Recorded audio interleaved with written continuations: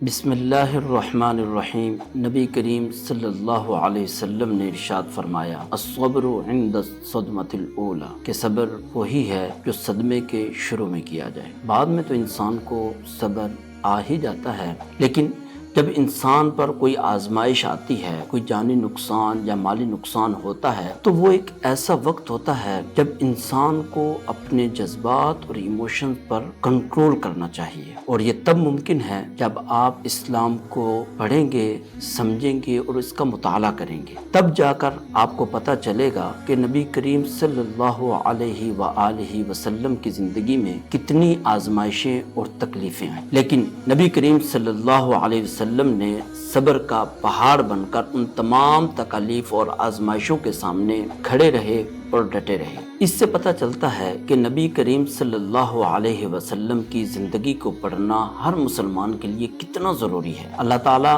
ہم سب کو نبی کریم صلی اللہ علیہ وسلم کی تعلیمات کو پڑھنے اور اس پر عمل کرنے کی توفیق عطا فرمائے۔